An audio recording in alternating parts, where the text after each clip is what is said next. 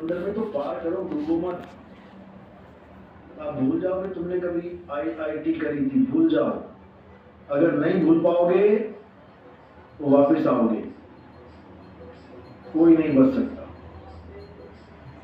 यहां से तुम्हें ऐसे निकलना है जैसे तुम इस दुनिया में आए हो। याद रखना, यहां से तुम ऐसे ही निकल पाओगे जैसे तुम इस दुनिया में आए थे। क्या लेके आए थे? नंगू बाबा आया था यहाँ पे, नंगू बाबा। ना उसके पास कपड़े थे, ना उसके पास भाषा थी, ना कोई डिग्री थी, ना उसको ये पता था कि मेरी माँ कौन, मेरा बाप कौन, मेरे भाई कौन होने वाले हैं, ना उसको ये पता था कि मैं लड़का हूं या लड़की हूं। कुछ भी नहीं, बिल्कुल नंगा, दिमाग से भी नंगा। बस ऐसे ही निकलना है यहां से। अगर तुमने कोई भी मोहर लगवा ली, मैं इंजीनियर हूं, मैं डॉक्टर हूं, मैं ये हूं, मैं वो हूं, मैं लड़का हूं, मैं बच्चा हूं, मैं लड़की हूं, मैं औरत हूं, फिर मेरे भाई नहीं निकल पाओगे, बिल्कुल नहीं निकल पाओगे। यहां से कौन निकल पाएगा? जो केवल और केवल ये समझ लेगा कि मैं एक आत्मा हूं, बस अपने स्वरूप को जान लेगा। अपने स्वरूप के अलावा उसे किसी भी चीज का ध्यान ना रहे, बस वही निकल पाएगा। उसके अलावा भूल जाना कोई निकल पाएगा नहीं, निकल सकता। क्योंकि अगर अपने आप को शरीर मानेगा तो फिर कर्ता बन बैठा। और नानक साहब समझा रहे हैं, जब लग जानू मैं हूं कर्ता, तब लग गर्भ जून में फिरता। तब तक गर्भ जून मिलती रहेगी जब तक अपने आप को इंजीनियर, आईआईटी, फलाना ढिकाना कुछ भी जोड़ के रखोगे, इसका मतलब तुमने कर्ता धारण अपना लिया। क्योंकि तुमने आईआईटी करी है तो फिर भुगतो, कोई भी कार्य किया है तो भुगतो। इसलिए यहां से केवल वो निकल पाएगा जो बिल्कुल शून्य है, यानी कुछ भी नहीं, इस दुनिया के साथ कोई कनेक्शन बिल्कुल भी नहीं, केवल अपने साथ कनेक्शन जोड़ेगा, अपने आप को जान लेगा। और जब अपने आप को जान लेगा तो समझ लेगा कि मैंने कुछ किया है। हम कुछ करते ही नहीं है।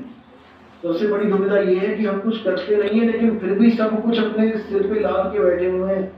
मैंने ये किया, मैंने वो किया, मैंने वो किया, मैंने वो किया, मैंने वो किया। नहीं बनेगी बात।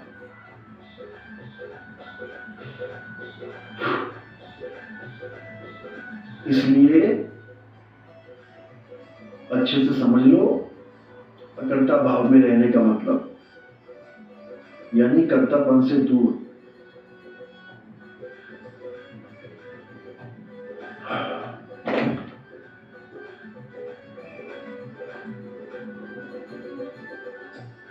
रेखा मित्तल, गुरुजी आप सबको जीते जी मरने की बात करते हो। बिल्कुल, जीते जी मरोगे तभी मृत्यु के वक्त मौत का डर खत्म होगा। जीते जी तैरना सीखोगे तभी भवसागर में डूबने का डर खत्म होगा, नहीं तो हालत खराब हो जाएगी। समझ लो।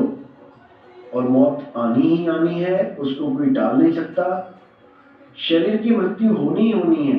उसे कोई डॉक्टर को भगवान मान लिया, वो उसको नहीं मान रहे कि ऐसा भगवान नहीं हो सकता। भगवान के सामने से गला चोरी हो जाए, भगवान कुछ ना कर पाए, ऐसा भगवान नहीं होता है। इसलिए वो वहां से अलग हो जाते हैं। और केवल भगवान को मान लेना, उसके अस्तित्व को मान लेना, लेकिन उसकी जानकारी ना होना, ये भी उनको, वो हर प्रकार से भगवान को डिनाई कर देते हैं कि भगवान नाम की कोई चीज नहीं है, परमात्मा नाम की कोई चीज नहीं है, आत्मा नाम की कोई चीज नहीं है। अब दिक्कत कहां पर है कि वो ये नहीं समझ पाते कि उनकी बॉडी कैसे चल रही है, उनकी बॉडी में जितने अंग हैं, सांस हैं, ये कैसे चल रहे हैं। इस चीज को वो नहीं समझ पाते और ना ही इस पर ध्यान देते हैं कभी। वो दूसरे के भगवानों को रिजेक्ट मारते रहते हैं, लेकिन अपने में जो भगवान बसा हुआ है उसको खोज नहीं पाते। दिक्कत ये है, बिना आत्मा के कोई शरीर नहीं चलता। कोई भी शरीर बिना आत्मा के नहीं चल सकता। कोई कहे कि नहीं ये तो केवल ऑक्सीजन से चलता है, सांस लेते रहो इसलिए चल रहा है, तो ठीक है, 10 ऑक्सीजन सिलेंडर लगा लो तुम, मरने के बाद किसी के भी नाक पे लगा देना कैप, ले सांस।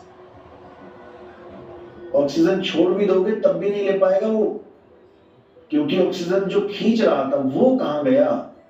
जब तक वो नहीं है बॉडी में तब तक ये कोई काम नहीं होने वाला।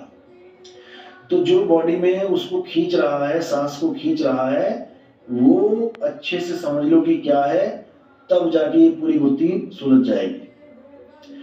ये जितना भी अज्ञान है फैला हुआ है संसार में, ये इसीलिए है क्योंकि ज्ञान का अभाव है। अंधकार केवल और केवल प्रकाश के अभाव को कहते हैं, समझ लो। जैसे ही प्रकाश आया, अंधकार अपने आप गायब हो जाता है।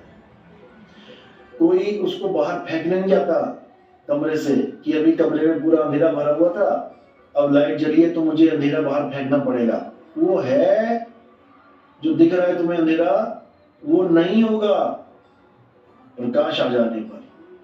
यानी प्रकाश के अभाव को ही अंधकार कहते हैं, ज्ञान के अभाव को ही अज्ञान कहते हैं, समझ लो। ज्ञान का अभाव ही अज्ञान है। अब यहां पर ज्ञानी तो बहुत बने पड़े, अभाव कहां है ज्ञान का। यहां पर सत्य ज्ञान की बात हो रही है, सच्चे ज्ञान का अभाव है। 52 अक्षरों को पकड़ के बैठ के उसको ज्ञान समझ रहे हैं।